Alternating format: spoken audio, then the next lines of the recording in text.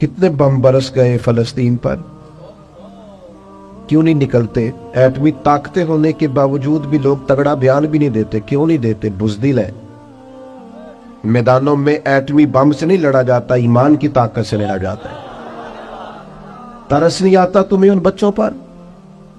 सिसकती बिलकती मखलूक पर? तो कहां है अक़वाम मुत्तहिदा की तंजीमें, और कहां है वो यूरोप जो कुत्तों और बिल्लियों के हुकूक पर तंजीमें बनाते हैं, जो जानवरों के हुकूक की बात करते हैं? वो कहां अपने दिलों में छुप गए?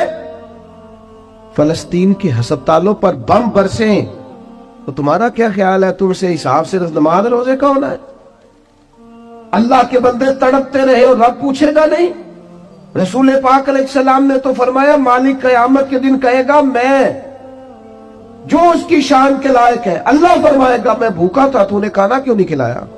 मैं प्यासा था, तूने, ये सही मुस्लिम की हदीस, मुझे कपड़ों की जरूरत थी, लाया क्यों नहीं? बंदा अर्ज करेगा, मालिक तो खाने पीने से पहनने से पाक है। तो रब फरमाएगा, वो जो तेरे पड़ोस में बंदा भूखा था, तो बंदा तो मेरा ही था ना। वो जो प्यासा तड़प रहा था, तो मेरा ही था ना। वो जिन हस्पतालों पे बम बरसते हैं, वो कौन है? वो जहां जनाजे पढ़ने को कफन मुयस्सर नहीं, वो कौन है? जब वो पूछेंगे बुला के तुमको अपने सामने, तो क्या जवाब जुर्म दोगे तुम खुदा के सामने? तुम सो रहे हो, सियासतें कर रहे हो, इलेक्शन की बातें कर रहे हो? खुदा से डरो। एक बात बड़ी ज़रूरी है, वो मैंने आपसे ज़रूर करनी है। एक आयत है कुरान पाक की, सूरत बकरा पहला सिपारा, आयत नंबर 120। अल्लाह ताला ने ना एक हद बयान कर दी। फरमाया, वलन तरदा अनकल यहूदु वलन नसारा हत्ता तत्तबिया मिल्लतहुम। फरमाया, ये यहूदी और ईसाई तुमसे हरगिज राजी नहीं होंगे। ये कुरान है, और सादा तर्जमा तफसीर की भी ज़रूरत नहीं। ये मुआहदे कर लें, मोहब्बत के वादे कर लें, ये तुमसे राजी नहीं होंगे। कब राजी होंगे? हत्ता तत्तबिया मिल्लतहुम, यहां तक कि तुम इनके दीन की पैरवी करने लग जाओ। मेरा जब पहली दफा पासपोर्ट बना तो मैंने सारा पढ़ा, किताबें पढ़ने का शौक था शुरू से। उसके हर सफ़े पे लिखा है कि सिवाय इसराइल के, यानी आप पूरी दुनिया में ये सबज हिलाली पासपोर्ट लेके जा सकते हैं, खबरदार इसराइल आप ये पासपोर्ट लेके नहीं जा सकते। यानी इतनी नफरत किसी मुल्क से कि उस पर लिख के छाप दिया हर सफ़े पर कि ये पासपोर्ट सिवाय इसराइल के हर मुल्क के लिए कारामद है। मेरा सवाल है अरब के उन लीडरों से जिन्होंने इसराइल के साथ मुआहदा किया, मुझे बताओ, तुम्हें फलस्तीन की बेटियां भूल गई ना सारी की सारी? तुम्हें वो माँ भूल गई ना जो मस्जिद अक्सा के दरवाजे पे खड़ी होकर चीखें मारती थी और कहती थी, कोई अली को खबर करो कि मेरी बच्चियां कैद में हैं? वो भूल गई? तुम्हें वो बहन भूल गई ना जिस पर शराब की बोतल उंडेलते थे इसराइल के फौजी? वो आपको अभी भी वीडियो मिल जाएगी। वो उंडेलते थे शराब की बोतल, उसे पकड़ते थे, दस्त दराजी करते थे, और वो बेटी कहती थी, या रहमतल लिल आलम। भूल गया तुम्हें वो सारा कुछ? तुमने एक मिनट लगाया, और तुम मुआहदा किससे करवा रहे हो? अमेरिका के सदर से। इतना जुल्म किया तुमने, इतना कातिल के साथ मुआहदा। क्या समझते हो फलस्तीन वालों का कोई वाली वारिस नहीं? सुनो, मेरे रसूल करीम सल्लल्लाहु अलैहि वसल्लम ने फरमाया, मेरा कोई मालदार उम्मती दुनिया से चला जाए, पैसे जायदादें छोड़ के जाए, तो उसकी औलाद में बांट देना, लेकिन अगर उसके जिम्मे कर्जा हो तो मेरे पास आ जाना, मैं अपने उम्मती का कर्ज अदा करूंगा। जिसका कोई वारिस नहीं होता, मदीने वाला उसका वारिस होता है। मैं कर्ज दूंगा अपने उम्मती का। क्या समझते हो फलस्तीनी लावारिस है? सुबह कयामत नबी पाक तुमसे सवाल करेंगे, तुम्हें अल्लाह के हुजूर हाजिरी देनी है। क्यों नहीं सुलह करता इसराइल फलस्तीन के साथ? लबनान के साथ दोस्ती क्यों नहीं करता? शाम सारा कट गया इसराइल की वजह से, और आज तुम्हें ख्याल आया उनके साथ मुआहदा करने का? हमें सबक पढ़ाते हो, खुदा से डरो। और फिर इकबाल कहते हैं, मुसलमानों से मायूस ना होना, हुक्मरानों से ज्यादा उम्मीदें भी ना लगाना। वो जो छोटे छोटे लोग निकले थे ना सहरा से, बज़ाहिर गरीब थे, बज़ाहिर उनके पास माल नहीं था, वो खालिद बिन वलीद जैसे, वो साद बिन अबी वकास जैसे, बज़ाहिर उनके पास ज्यादा असला नहीं था। इकबाल कहने लगे, मायूस ना होना, ये नहीं कहना बन कुछ नहीं सकता। फरमाने लगे, रात मैंने सुना है फरिश्ते आपस में बातें कर रहे थे। वाह इकबाल, तेरा भी अंदाज कितना निराला है। कहने लगे, रात फरिश्ते आपस में बातें कर रहे थे, मैंने सुन ली हैं। भला वो क्या कह रहे थे? ये सारे लोग ना खालिद बिन वलीद, साद बिन अबी वकास, ये सहरा के रहने वाले थे, और उस वक्त की सबसे सुपर पावर रोमा कहलाती थी। उलट पुलट के रख दी सारी रोमी सल्तनत।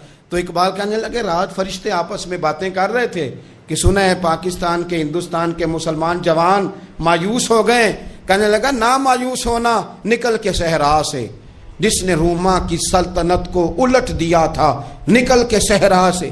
گرمی دیکھو اس شعر کی، ولولہ دیکھو اس مرد کا جو مصور پاکستان ہے، نکل کے صحرا سے جس نے روما کی سلطنت کو الٹ دیا تھا، سنا ہے میں نے یہ قدسیوں سے، وہ شیر پھر ہوشیار ہوگا۔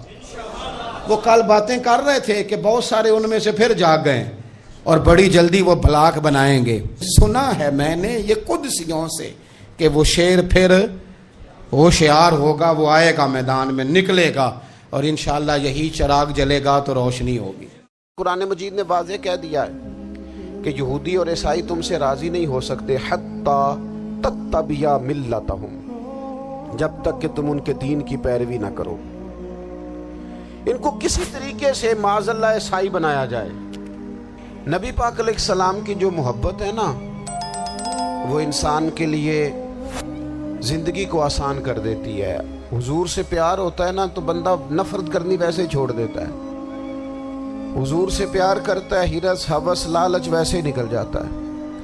جب حضور سے محبت ہو جاتی ہے، نماز پڑھنا، درگزر کرنا، درود شریف پڑھنا، قرآن پاک پڑھنا، دین کی خدمت کرنا، حتیٰ کہ جان دینا بھی آسان ہو جاتا ہے۔ نبی پاک علیہ الصلوۃ والسلام کی محبت انسان کو کبھی بھی پریشان نہیں ہونے دیتی، الجھنے نہیں دیتی، تازہ دم رکھتا ہے حضور کا پیار۔ شرط یہ ہے کہ محبت صحیح ہو، اصلی ہو، باطن میں ہو۔ یہ آپ کے ذہن کے اندر کبھی بھی کسی بدبو کو نہیں آنے دے گی، طبیعت کو تازہ دم رکھے گی، سکون میں رہے گی۔ لیکن نبی پاک علیہ السلام کی محبت کے کچھ تقاضے ہیں، ان تقاضوں کو سمجھنا پڑے گا۔ بالخصوص امت اس وقت جس جگہ پہ کھڑی ہے، آپ دیکھیں کہ اتنی بربریت اور اس جیتے جاگتے دیکھتے ماحول میں کہ جس میں ہر چیز کیمرے کی آنکھ دیکھ رہی ہے، اس میں اس قدر زیادہ اسرائیل کی جارحیت، اس کے جواب میں دو تین تازیانے ہیں یوں سمجھنے والے۔ ایک ہے کہ میں کوئی جذباتی بات کروں گا، آپ اس کی تائید کر دیں گے۔ ایک ہے کہ پہلوؤں پر غور کرنے کا وقت ہے کہ اتنے کٹھن ماحول میں بھی اگر مسلم امہ کے لیڈر بیدار نہیں ہو رہے تو آپ کو پس منظر سمجھنا پڑے گا کہ ہم نے نبی پاک کی محبت کے تقاضوں کو نہیں سمجھا۔ حضور سے محبت ہے نا تو پھر نبی پاک کو تو سادہ طرز زندگی پسند ہے، حضور کو تو پسند نہیں ہے۔ اللہ کے محبوب نے تو دعا مانگ کے فقیری لی اللہ تعالیٰ سے۔ آپ کو پتہ ہے جب بندہ بہت زیادہ آسانیوں میں چلا جاتا ہے، بہت زیادہ اس کے پاس سہولیات ہو جاتی ہے، اس کا مرنے کو دل نہیں کرتا۔ خود نبی پاک علیہ السلام نے فرمایا قیامت کے قریب کافر تم پر جھپٹیں گے جس طرح بھوکے لوگ کھانے پر جھپٹتے ہیں۔ حضور کیوں، ہم تھوڑے ہوں گے؟ فرمایا نہیں، تمہیں دنیا سے محبت ہو جائے گی اور موت تمہیں بری لگے گی۔ اتنے بڑے بڑے بنگلے، عالی شان محلات، کس کا چھوڑ کے مرنے کو جی چاہتا ہے معاذ اللہ۔ نبی پاک کی محبت کا تقاضا سمجھو، ایسا نہیں کہ وہاں دولت آئی نہیں۔ حضور تو فرماتے ہیں کہ اللہ نے خزانوں کی کنجیاں میرے ہاتھ میں رکھ دی ہیں، لیکن میں نے عرض کیا مالک ایک وقت روٹی دینا اور ایک وقت کا فاقہ دینا۔ کنجیاں خزانوں کی اللہ نے دی۔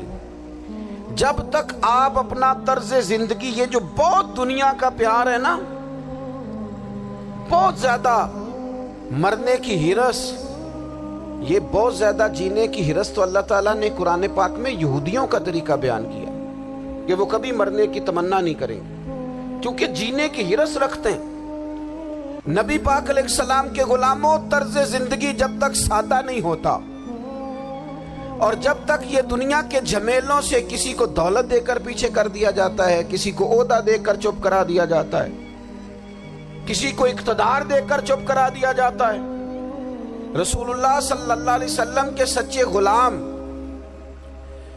انہیں ایک بات کی سمجھ آ گئی تھی کہ ہمیں ہمارے رب نے کہا ہے قل ان کنتم تحبون اللہ فاتبعونی یحببکم اللہ، اے محبوب آپ ان سے فرما دیں اگر رب سے محبت کرنا چاہتے ہیں تو آپ کی پیروی کریں، اللہ خود ان سے محبت فرمائے گا جب رب بھی ان کا ہو جائے گا، جب رب بھی ان کا کی محمد سے وفا تو نے تو ہم، یہ جہاں چیز ہے کیا، یہ لوح و قلم تیرے ہیں، اس کا کیا مطلب ہوا؟ لوح و قلم، قلم لکھتی ہے نا تقدیریں، مقدر فیصلے، تو لوح و قلم تیرے ہیں، اس کا مطلب یہ ہے کہ پھر رب کریم تیرے اوپر فضل کرے گا، اور وہ جن فیصلوں کی امت کو دیانت سے چاہت ہے اللہ اپنے فضل سے وہ فیصلے فرمائے گا۔ جب تک زندگی حضور کی غلامی کی طرف نہیں جاتی وہ اللہ تعالیٰ کی تائید نہیں پاتی۔ حضرت عبداللہ ابن حذافہ رضی اللہ تعالیٰ عنہ کو رومیوں نے قید کر لیا تھا، اور جب رومی آپ کو قید کر رہے تھے، پکڑ رہے تھے، جنگ میں کچھ موڑ ایسا آ گیا کہ بظاہر مسلمانوں کے قدم پیچھے ہٹ رہے تھے، تو 1000 آدمی نے، 100 آدمی نے مل کے آپ کے گرد گھیرا ڈالا اور بڑی مشکل سے آپ کو گرفتار کیا۔ جب بادشاہ کے سامنے لے گئے نا تو بادشاہ سے اس کا سپہ سالار کہنے لگا کہ بندہ ضائع کرنے والا نہیں، یہ بات سمجھیں آپ، ہماری طبیعت کے مطابق جو بندہ پورا نہیں اترتا ہم ضائع کر دیتے ہیں۔ حالانکہ اگر آپ کو مخالف صف میں بندہ کام کا نظر آئے تو آپ غور فرمائیں کہ یہ ہمارے قافلہ محبت میں کیسے شامل ہو سکتا ہے، اس کے لیے جد و جہد کریں تاکہ اس سے کام لیا جا سکے۔ اس نے کہا، روم کے بادشاہ نے، بندہ ضائع کرنے والا نہیں۔ وزیر نے کہا بادشاہ سے، اس نے کہا کیا کریں؟ کچھ ایسا کریں کہ یہ معاذ اللہ ہمارے دین میں آ جائے۔ اور قرآن مجید نے واضح کہہ دیا ہے کہ یہودی اور عیسائی تم سے راضی نہیں ہو سکتے حتی تتبع ملتہم، جب تک کہ تم ان کے دین کی پیروی نہ کرو، ان کو کسی طریقے سے معاذ اللہ عیسائی بنایا جائے۔ تو بادشاہ کہنے لگا 2-3 چیزیں ہیں جس سے کوئی بندہ بھی خریدا جا سکتا ہے، کر لیتے ہیں بات۔ اس نے سب سے پہلے حضرت عبداللہ ابن حذافہ سے کہا کہ جتنے پیسے آپ کہیں گے آپ کو ملیں گے، آپ اس دین میں آ جائیں معاذ اللہ۔ تو حضرت عبداللہ ابن حذافہ نا، کچھ لوگ بڑے سیانے ہوتے ہیں، بردبار ہوتے ہیں، بعض باتوں پر غصہ نہیں کرتے، ہنستے ہیں۔ حضرت عبداللہ ابن حذافہ ہنس پڑے، فرمانے لگے تجھے کس نے بادشاہ بنایا؟ تو بڑا بیوقوف آدمی ہے۔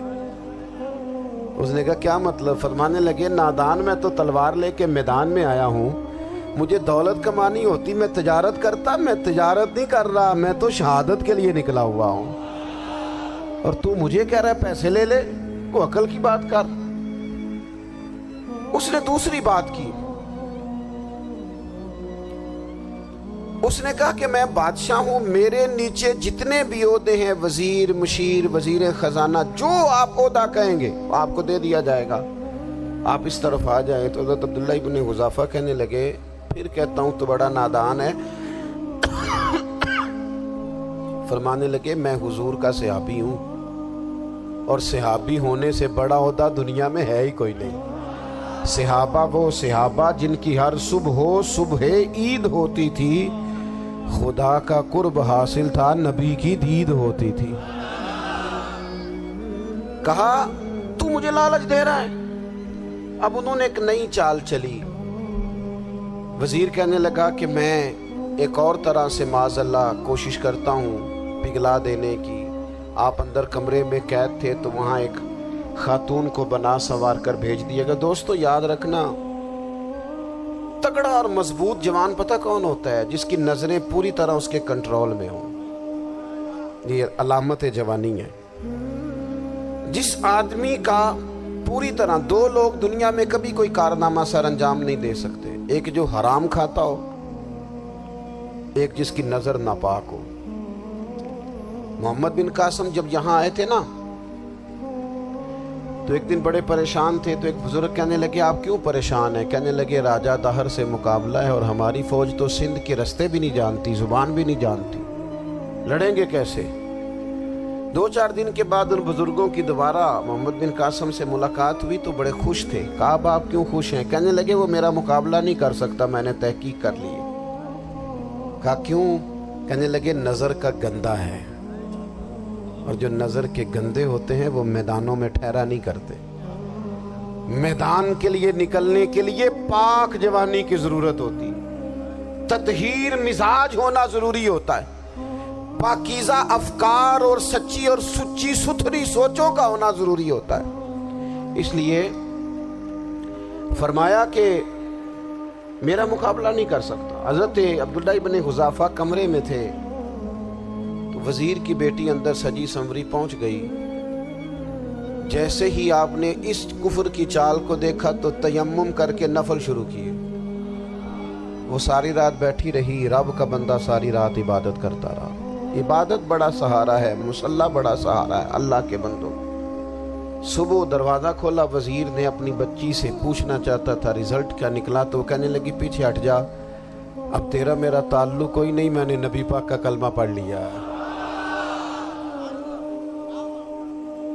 اس نے کہا میں نے بھی زمانہ دیکھا ہے، پر یہ کیا لوگ ہیں، کستوری کے بنے ہوئے،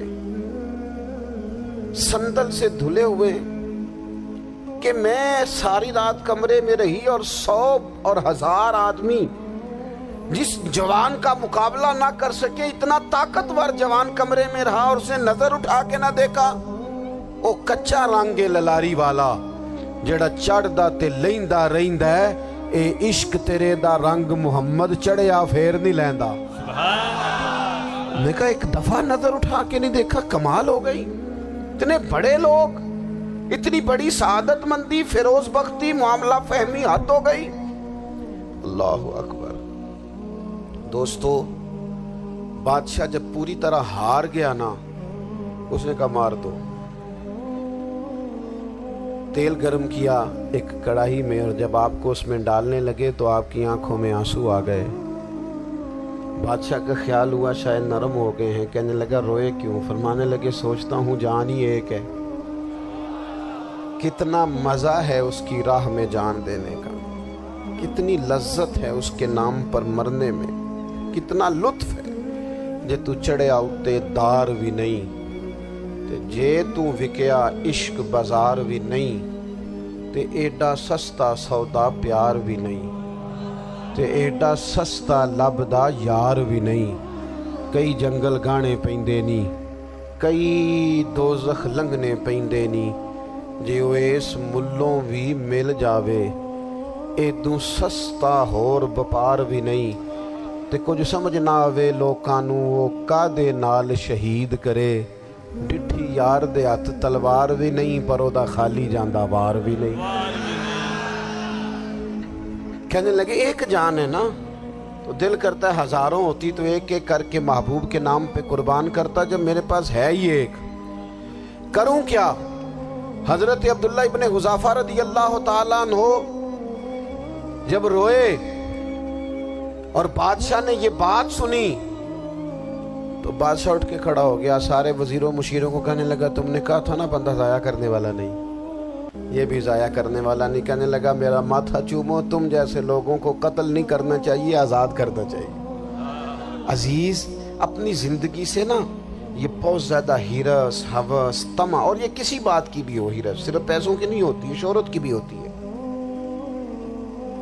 یہ بیماری انسان کو اقتدار کی بھی ہوتی ہے، تعریف کی بھی بیماری ہوتی ہے، یہ سارے نقص ہوتے ہیں لوگوں کو، اور معاذ اللہ بعض جبوں کبوں کے اندر بھی ہوتے ہیں، وہاں بھی پنپتے۔ اپنی زندگی جب تک اس سادگی میں نہیں لاؤ گے جو رسول پاک نے عطا فرمائی، جب لوگ آسانیوں میں پوری طرح الجھ گئے تو پھر وہ دور ہوئے اور کفر چڑھ گیا۔ دوسری بات، اللہ کے محبوب صلی اللہ تعالی علیہ وسلم کی محبت ہم سے تقاضا کرتی ہے کہ ہم اس مشن کے لیے کام کریں جس مشن کے لیے رسول پاک نے کام فرمایا ہے۔ ہم سارے کام بڑی مضبوطی سے، سوچ سمجھ کے، تدبر سے، حکمت سے، تقاضوں کو مد نظر رکھتے ہوئے کرتے ہیں سارے کام۔ دین کے کام میں ہمارا مزاج نہیں ہوتا، او ہو جائے گا جی، آپ بسم اللہ پڑھیں جی، شروع کریں جی۔ آپ تقاضوں کو سمجھیں، چیزوں کو دبائیں نہیں، چیزوں پر غور کریں۔ کسی کے ذہن کی سطح پر سوال ابھرتا ہے، اس کا تسلی بخش جواب دیں۔ اپنی زندگی میں دین کے کام کے لیے اپنے آپ کو وقف کریں. اور دین کے کام کے بہت سارے پہلو ہیں. ہزاروں لوگوں کو قرآن پاک ٹھیک پڑھنا نہیں آتا. ہزارہا لوگ ہیں جو قرآن مجید کے مطالب سے آگاہ نہیں ہیں. دین کی بنیادی ضروریات سے لوگ نابلد ہیں. میں آپ کو کس طرح یہ بات سمجھاؤں کہ ہزاروں کی تعداد میں طلاقیں اس لیے ہوتی ہیں کہ مردوں کو طلاق کے مسئلے نہیں آتے. انہیں پتہ نہیں ہے کہ مجھے حقوق زوجین کے معاملے میں کیسے چلنا. ڈھیر سارے گھروں میں تباہی اس لیے ہے کہ تربیت اولاد کا دینی منہج ہمیں نہیں پتا. اپنا حصہ ملائیں دین کے کام میں. ایک آدمی کو اگر تو نمازی کرنے میں کامیاب ہو گیا, تیری زندگی بدل گئی. وہ دین بیزار لوگ جو ہمارے بیچ بیٹھ کے ہماری نوجوان نسل کو پگڑی اور داڑھی کا نام لے کے بنیادی طور پر دین سے دور کرتے, ایسے نوجوانوں کو دین کا پیغام محبت دے کر دین کے قریب کرنا ہماری ڈیوٹیوں کا حصہ ہے. ہمیں ذمہ داری کا احساس کرنا پڑے گا. ہمیں یہ خاص قدم اٹھانا پڑے گا, توجہ دینی پڑے گی. مساجد, مدارس, میں آپ سے عرض کروں, اتنی ڈٹ کے مخالفت ہوتی ہے نا مدرسوں کی, اتنی ڈٹ کے. میں ادارہ چلاتا ہوں, اس کے چلانے میں جو مشکلات ہیں وہ تو ہم بتا نہیں سکتے آپ کو, اس لیے کہ میری قوم, میرا اس قوم سے تعلق ہے جو نعت خواں امیر کرنا چاہتی ہے, مدرسے نہیں. ہاں, نقیب خطیب پیدا کرنا چاہتی ہے, شعر و شاعری کی زندگی کو پروان چڑھانا چاہتی ہے. فقط ہمارا ان لوگوں سے تعلق ہے جو لاکھوں کروڑوں روپیہ محافل پہ لگائیں گے. اور قاری صاحب بیچارے اگر مسجد کا کوئی ہونے والا کام کسی وقت بتا دیں گے تو وہ بڑی مشکل آ جائے گی ان کے لیے. یہ کیسے ہو سکتا ہے, آپ نے یہ ڈیوٹی بتا دی. مدارس اور جتنا اہم رول دین کو پھیلانے میں مدارس اسلامیہ کا ہے, اتنی زبردست. لوگوں کا خیال ہوتا ہے میری طرح کے لوگ شاید کام کرتے ہیں, ڈیوٹی کرتے ہیں. یہ 10-15 لوگ آپ کو نظر آتے ہیں جو آپ کو کہیں میڈیا پر یا ادھر ادھر ڈیوٹی کرتے. مخلص لوگ اپنی جگہ پہ وہ بھی بڑا ہی کام کر رہے ہیں, جو میڈیا پہ آ کے بھی اخلاص سے اور درد دل سے کو دین کی, ان کی بھی کسی بات کی حوصلہ شکنی نہیں. لیکن ہزارہا اساتذہ جو مدارس میں بیٹھ کے پڑھاتے ہیں, جنہوں نے وہ سارے لوگ تیار, آپ سمجھ نہیں سکتے کتنا بڑا کام. حفظ کا استاد جو ہوتا ہے نا, اس کی ڈیوٹی 24 گھنٹے ہوتی ہے فجر سے پہلے, اور اس نے بچوں کو اٹھانا ہے. تنخواہ تو ہم انہیں دینا نہیں نہ چاہتے جی, تنخواہ نہیں دے دی انہوں نے. ہمیں مولوی امیر نہ ہو جانا. مولوی نو تے سوٹ بھی 27ویں والی رات دے ہے تاکہ کدھر سوان کے عید والے دن پا نہ لوے, کیونکہ 27ویں تو بعد تے درزی پھڑتا ہی کوئی نہیں. کیوں حضرت, ایسا ہی ہے نا, اس وقت تو نہیں نہ لیتا. تو ہم چاہتے ہیں مولوی ہماری مرضی کے ہماری طرح کا سوٹ نہ پہن لے. مدارس کی مضبوطی آپ یہ دیکھ لیں, یہ صلاح الدین ایوبی کا تعلق بھلا کس چیز سے تھا؟ غوث اعظم کے مدرسے سے. حضور غوث اعظم کے مریدوں کی جماعت اس کے ساتھ شامل تھی. کون لوگ تھے جنہوں نے مدارس سے فیض پایا؟ رازی اور غزالی, حضور غوث اعظم, خواجہ اجمیر, یہ سب لوگ مدارس کے لوگ ہیں. کمزوریاں ہیں, غلطیاں ہیں, بہت ساری چیزوں کی اصلاح کی ضرورت ہے, لیکن یہ دین کا بہت بڑا قلعہ ہوتا ہے مدرسہ. لیکن اس کی مخالفت کی جاتی ہے. مجھے بتائیے, اگر مدرسوں میں کمزوریاں ہیں تو کالجوں یونیورسٹیوں میں نہیں ہیں؟ ہم نے کبھی مخالفت کی ہے بند کر دو سارے؟ لیکن لوگوں کا جب خیال آتا ہے, جب ہمارے ایک سابقہ وزیر صاحب تھے سر راہ, کسی دعوت میں میری ان سے ملاقات ہو گئی تو انہوں نے کہا مدرسوں کا کردار کیا ہے آج کے ماحول میں. میں نے انہیں کہا کہ مختلف کورسز آپ کراتے ہیں نا, تو اس کے لیے پھر مختلف ویکینسیز ہوتی ہیں جہاں بچوں کو مدرسے کا کورس کرایا جاتا ہے تو استاد بننا ہوتا ہے, اس نے خطیب بننا ہوتا ہے, مسجد کی ڈیوٹی کرنی ہوتی ہے. میں نے کہا بالکل کوئی حکومت سرپرستی نہیں کرتی, لیکن اللہ کا فضل ہے. کبھی آپ نے کوئی مسجد سنی ہے جس میں جمعے والے دن مولوی نہ ملا ہو جمعہ پڑھانے کے لیے؟ کبھی آپ کو رمضان میں ایسی مسجد ملی ہے جس میں قرآن مجید سنانے کے لیے حافظ نہ ملا ہو؟ یہ ہو سکتا ہے کسی حافظ کو مسجد نہ ملے. تو مدارس کے ذمے جو کام تھا مدارس نے جم کے کیا ہے اور ڈٹ کے کیا اللہ کے فضل سے. اور مدارس کے لوگوں کو بھی کمزور نہیں پڑنا چاہیے. کبھی کسی وزیر, مشیر, مالدار کے روب میں نہیں آنا چاہیے, قطعاً نہیں. کیوں؟ کہ یہ وہ عظیم لوگ ہیں رسول اللہ صلی اللہ علیہ وسلم کے دین کے غلام کہ ابھی ایک لفظ نہیں پڑا ہوتا الف با تا سا، پہلے دن گھر سے نکلتے ہیں تو حضور فرماتے ہیں اللہ کے فرشتے ان کے پیروں کے نیچے پر بچھا بھی دیتے ہیں، پہلے دن اتنا بڑا اعزاز ملتا ہے۔ تو حضور کی محبت کا تقاضا ہے دین کا کوئی کام کیا جائے۔ ایک خاتون مسجد نبوی شریف میں جھاڑو دیتی تھی پر کوئی کام تو کرتی تھی نا، اور کس مسجد میں؟ جہاں 70,000 فرشتے صبح آتے ہیں 70 شام آتے ہیں، اس مسجد میں وہ خاتون جھاڑو دیتی تھی۔ بخاری ہے، جب ان کا انتقال ہو گیا صحابہ نے سوچا کہ حضور کو تکلیف ہوگی، بغیر بتائے جنازہ پڑھ دیا۔ حضور صبح تشریف لائے، تازی قبر دیکھی، اور محبوب وہ ہیں جو فرش پہ کھڑے ہو کے عرش کی خبریں دیتے ہیں۔ نبی پاک علیہ الصلوۃ والسلام نے فرمایا کہ مجھے اطلاع کیوں نہیں دی اس کے انتقال کی؟ یہ کرم دیکھو، کوئی ڈیوٹی تو کرتی تھی نا یار، پر خلوص سے، پر پیار سے، پر اللہ کو راضی کرنے کے، پر درد دل سے۔ اور دین کی ڈیوٹیاں کرنے والے دوستو سنو، حضور صبح آئے، قبر کو دیکھ کر فرمایا مجھے کیوں نہیں بتایا؟ یا رسول اللہ آپ کو تکلیف دینا مناسب نہ جانا؟ تو قبر پہ کھڑے ہو کے حضور نے فرمایا صف بناؤ میں دوبارہ جنازہ پڑھاؤں گا، صف بناؤ میں دوبارہ جنازہ پڑھاؤں گا۔ کوئی ڈیوٹی تو۔ تیسرا تقاضا حضور کی محبت کا، سمجھو میں بس بڑی جلدی بات سمیٹنے لگا ہوں، حضور کی امت سے پیار کرو، یہ نبی پاک کی محبت کا تقاضا ہے۔ حضور اس بندے سے بڑے راضی ہوتے ہیں جو حضور کی امت سے پیار کرتا ہے۔ آپ کو پتہ ہے حضرت جبریل امین علیہ السلام نے معراج کی رات حضور علیہ الصلوۃ والسلام سے عرض کی تھی کہ اللہ کی بارگاہ میں عرض کیجئے گا میری بھی ڈیوٹی لگ جائے آپ کی امت کے ساتھ محبت کرنے پر۔ تو یہ کیوں کہا تھا انہوں نے؟ علماء نے لکھا اس لیے کہا تھا کہ حضرت جبریل بھی جانتے ہیں کہ حضور کی امت سے محبت کی بات کی جائے نا تو نبی پاک راضی ہوتے ہیں۔ امت سے پیار کرو گے نا، امت سے۔ ایک صرف بات کا خیال رکھنا، عقیدہ برا ہو تو بات دوسری ہے، ورنہ میرے محبوب کی امت کا ایک ایک شخص جو مدینے والے کا کلمہ پڑھتا ہے، جو حضور کا غلام ہے، اس کے بارے میں اپنے دل میں گنجائش رکھنا، پیار رکھنا، وارفتگی رکھنا۔ او دوستو یہاں لوگ کس طرح گروہوں کو، جماعتوں کو سپورٹ کرتے ہیں۔ نبی پاک نے اس امت کی کثرت پر فخر بیان کیا، اور حضور فرمانے لگے 120 صفیں جنتیوں کی ہوں گی، قیامت میں 80 صفیں صرف میری امت کی ہوں گی، میں کثرت امت پر فخر کروں گا۔ ان لوگوں سے پیار کرنا ہے، ان کے دکھ درد کو سمجھنا ہے۔ پتہ ہے آج کیا ہوتا ہے؟ آج ہمیں نا مختلف چھوٹے چھوٹے ملکوں میں بانٹ دیا گیا، تو ہم کسی دوسرے مسلمان بھائی کا درد نہیں محسوس کرتے، ہم گھروں میں نہیں محسوس کرتے۔ پڑوسی پر ظلم ہو رہا ہو تو ہم کہنے پتر ساڈا نہیں مسئلہ، یہ مسئلہ ہے، تینوں کی لگے۔ حالانکہ پڑوسی کی آگ اس لیے بھی کسی وقت بجھا دینی چاہیے کہ پڑوسی کی نہ بجھائی جائے تو اپنا گھر بھی زاد میں آ جاتا۔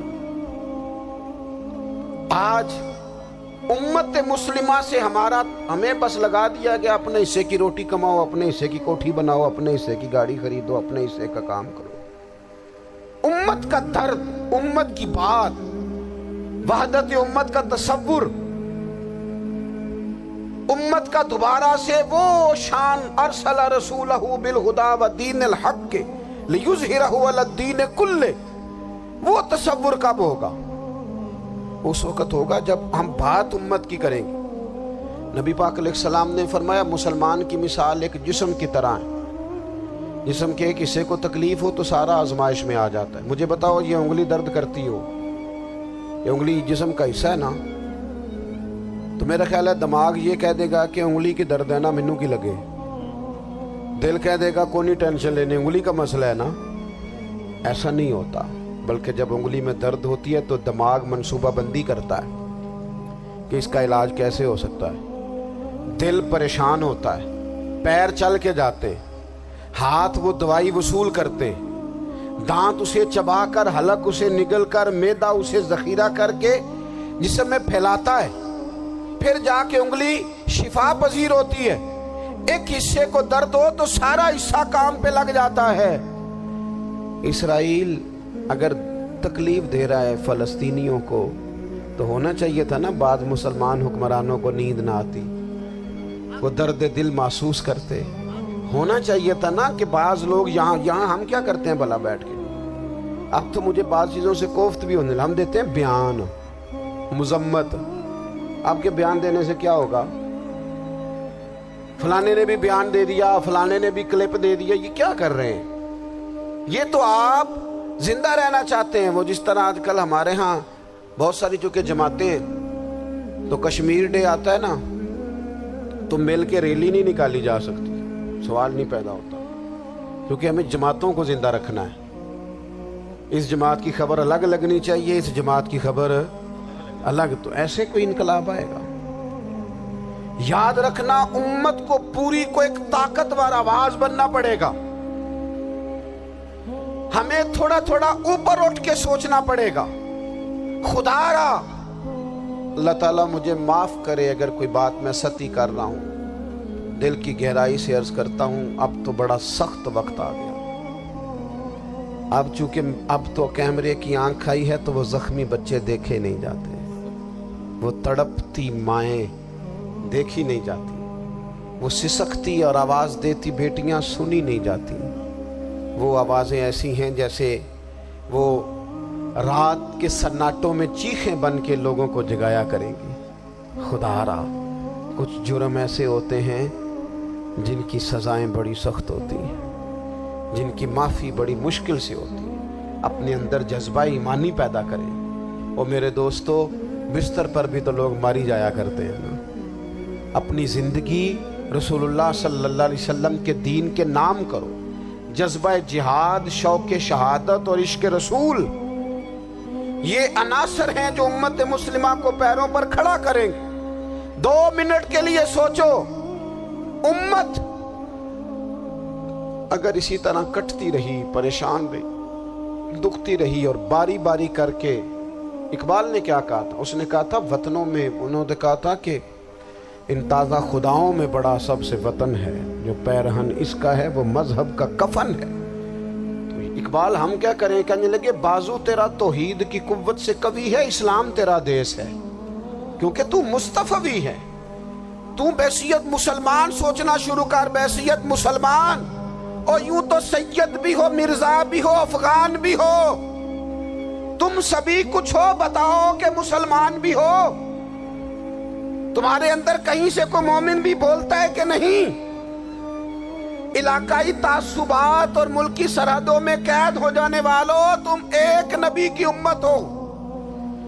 کیوں نہیں سمجھتے جب کشمیر کی بیٹی روتی ہے تو مدینے والے محبوب پاک علیہ السلام کی امت کی بیٹی روتی ہے، جب فلسطین کی بیٹی روتی ہے تو امت کی بیٹیاں روتی ہیں۔ خدا را کچھ درد دل اپنی طبیعت میں پیدا کریں۔ میں حکمرانوں کی بات نہیں کرتا، میں تو عام لوگوں سے ایسے تبصرے سنتا ہوں جو نہیں کرنے چاہیے۔ وہ نہیں جی نہیں، دوسرا رخ بھی دیکھو، عام آدمی اٹھ کے، عام لوگ بھی یہ خطرناک سوچیں اور ان سے خوفناک نتائج برآمد ہوں گے۔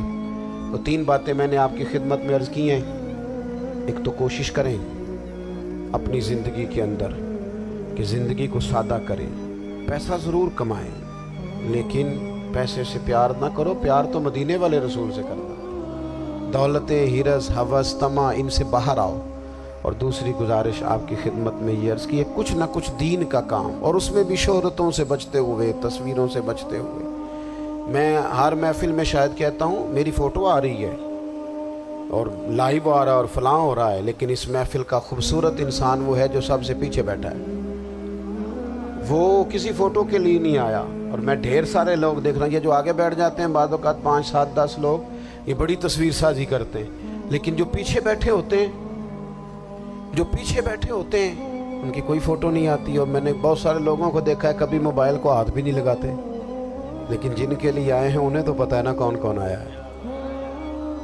اور کچھ دین کے لیے کریں۔ اور تیسری گزارش آپ کی خدمت میں یہ ہے کہ امت بن کر بھی ضرور سوچیں اور امت کے دکھوں کا مداوع بھی کریں، اور امت مسلمہ کا درد بھی اپنے سینے میں ضرور محسوس کریں۔ اللہ تعالی ہماری اس بزم کو جی ایک بات اور سن لیں جی، نبی پاک علیہ الصلوۃ والسلام نے ارشاد فرمایا، لائیں جی، حضور سید عالم علیہ الصلوۃ والسلام نے ارشاد فرمایا کہ جب تک بندہ اللہ کے بندوں کی مدد میں رہتا ہے نا، اللہ بھی اس کی مدد کرتا رہتا ہے۔ یعنی اگر آپ امت کے لیے سوچتے ہیں، کوئی امت کے لیے فکر پیدا کرتے ہیں، کچھ امت کی سوچیں لاتے ہیں، تو اللہ بھی مدد فرمائے گا۔ اور یہ بات اچھی طرح یاد رکھیں، جب بھی بندہ کوئی ایسا کام کرتا ہے نا جو خالص اللہ کی رضا کے لیے ہو، تو رب کی مدد ضرور آتی ہے۔ وَلَقَدْ نَصَرَكُمُ اللَّهُ بِبَدْرٍ وَأَنْتُمْ أَذِلَّةٌ، تو یہ کام کریں گے تو اللہ کی